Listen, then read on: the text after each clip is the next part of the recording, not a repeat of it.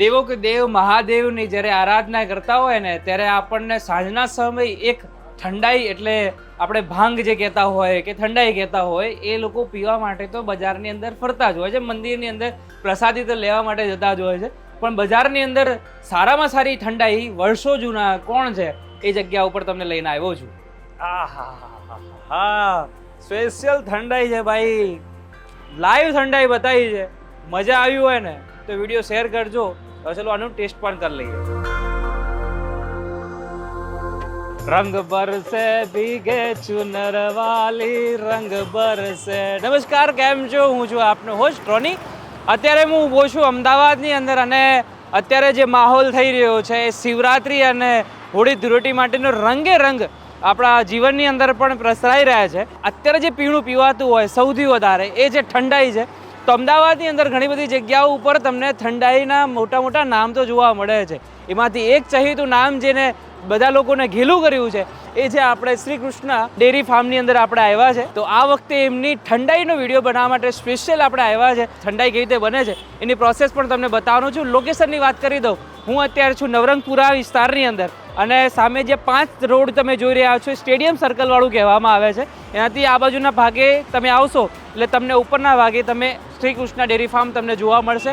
તમને લાઈવ બતાવીએ કે ઠંડાઈ કેવી રીતે બને છે અને તમને પણ મજા પડી જશે. તો વિડીયો એન્ડ સુધી જુઓ.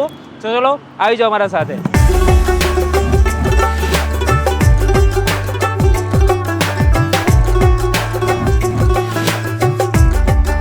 કેમ છો? કેમ છો? હવે ગરમીની શરૂઆત થઈ ગઈ છે, બરાબર છે? તો આવા સમયની અંદર આપણને લસ્સી છે, કોઈક ઠંડા પીણા છે અને સાથે સાથે આવું ઠંડાઈનો જે માહોલ જે અત્યારે તૈયાર થઈ રહ્યો છે, જે રીતે આપણે ધૂળેટી સાથે સાથે આપણી શિવરાત્રી આવી રહી છે, ઓકે, 8 તારીખે. તો એ સમયે અમદાવાદની અંદર ઘણી બધી જગ્યાઓ પર ઠંડાઈ મળે છે, પણ તમારી સ્પેશિયાલિટી શું છે કે લોકો ગાંડા ગેલા થયા છે એની માટે? તો રોનીભાઈ, જો અમે 1979થી અહીંયા છીએ, બરાબર છે. લસ્સીનું તો તમને ખબર છે, પણ આ શિવરાત્રી ધૂળેટી એના માટે અમે સ્પેશિયલ ઠંડાઈ બનાવીએ, ઓરિજિનલ મસાલાથી બનાવીએ છીએ, જે તમારી સામે અમે તમને બનાવીને બતાવીશું.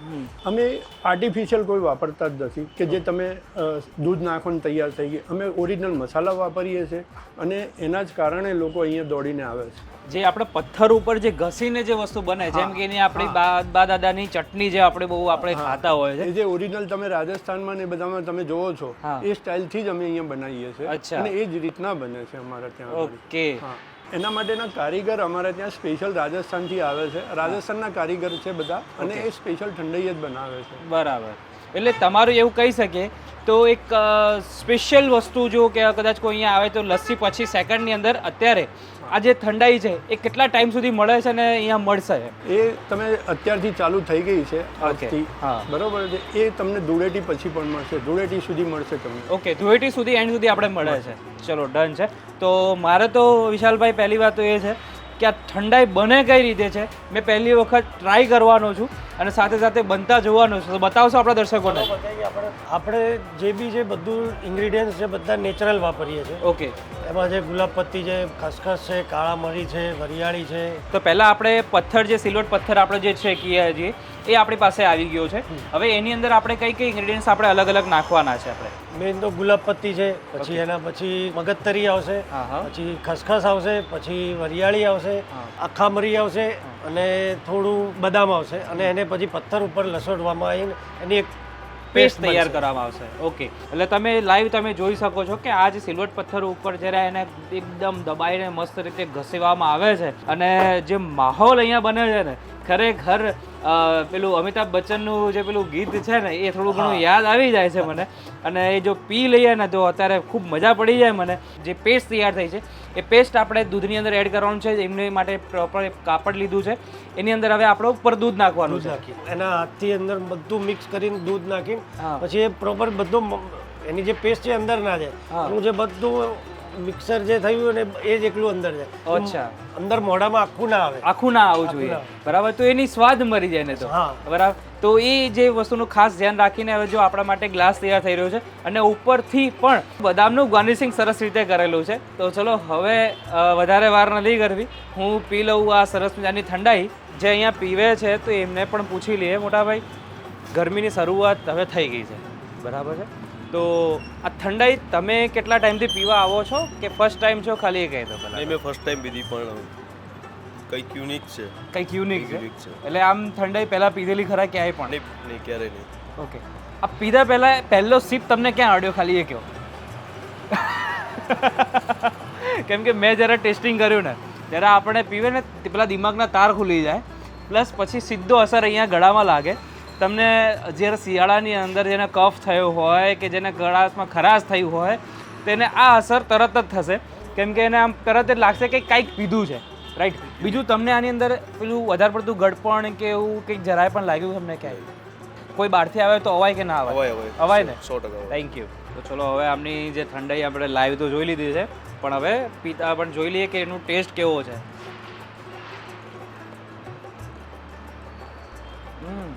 તો તમને ટેસ્ટ કેવો લાગ્યો ને ક્યાં અસર થઈ? જે આની સ્ટ્રોંગ ફ્રેગ્રન્સ છે ને તે આમ કહેવાય ને આપણને દિમાગના તાર પહેલાં હલાવી નાખે છે. સેકન્ડ જ્યારે પછી ગળામાંથી જ્યારે નીચે ઉતારીએ છીએ આપણે તો એની જે કારામરીથી લઈને જે બધી જે વસ્તુની જે તીખાશ છે ને એ તમને તરત સીધી ગળામાં અસર કરે અને આમ કીધું કે ભાઈ કાંઈક અંદર વસ્તુ ગઈ છે. અને જ્યારે અંદર સુધી જાય ને એટલે એવું લાગે કાંઈક ઠંડક એકદમ મસન ગઈ હોય. એક પર્ટિક્યુલર દરેક વસ્તુનો સ્વાદ અલગ હશે, અલગ ટેસ્ટ આવે છે. હું તો એક વસ્તુ ખાસ સમજુ છું કે આપણા પૂર્વજો જેટલા પણ છે, જે પણ આ બધી વસ્તુનો આવિષ્કાર કર્યો છે ને એક બહુ સમજી વિચારીને કરેલા છે દરેક રીતે. જેમ કે આ બધી વસ્તુઓ છે ને એ હોળી ધૂળેટીના વચ્ચેના ગાળામાં જ તમારે પીવું પડે, બરાબર છે? આના પછી ના પીવાય જલ્દી. કસ્ટમર જે એ લોકો આવીને પૂછતા હોય છે હા કે ઠંડાઈ રાખો છો હવે હોળી ધૂળેટી ગઈ પછી. હા, એટલે સૌથી આ જે અમુક ગાળો છે ને એ ગાળાની અંદર જ આ સમયગાળાની અંદર જ આ લોકો વધારે પીવું માટે પ્રિફર વધારે કરતા હોય છે. તમારા ઘરે પ્રસંગ હોય હા, 1 લીટરથી માંડીને 5 લીટર 10 લીટર સુધી અમે આપીએ છીએ. બરાબર છે, જેટલી જોઈએ એટલી આપીએ છીએ. બરાબર છે. અને આ પ્યોર નેચરલ પ્યોર નેચરલ આવે છે. ઓકે. ગ્લાસની આપણી પ્રાઇસ કેટલા રૂપિયા છે આપણે? પ્રાઇસ આની 90 રૂપિયા છે અને આપણે 1 લીટરની બોટલ બી રાખીએ છીએ. સપોઝ ઘરે લઈ જવું હોય તો એક ગ્લાસ લઈ જાય અને કરતાં 1 લીટર ત્યાં બધાને સર્વ થઈ શકે. સૌ થઈ જાય તો 1 લીટરનો પ્રાઇસ શું પડે છે? 280 રૂપિયા. 280 રૂપિયા, બરાબર છે. તો 280 રૂપિયાની અંદર તમે આખા ઘરની અંદર તમે શિવરાત્રિના માટે તમે લઈ જતા હોય કે ધૂળેટીનો પ્રોગ્રામ છે, તમારે ક્વોન્ટિટીની અંદર કોઈ પણ જગ્યાએ તમારે જોતું હોય તો પણ તમે એમને કોન્ટેક્ટ કરી શકો છો. મોબાઈલ નંબર સ્ક્રીન ઉપર આપેલો છે.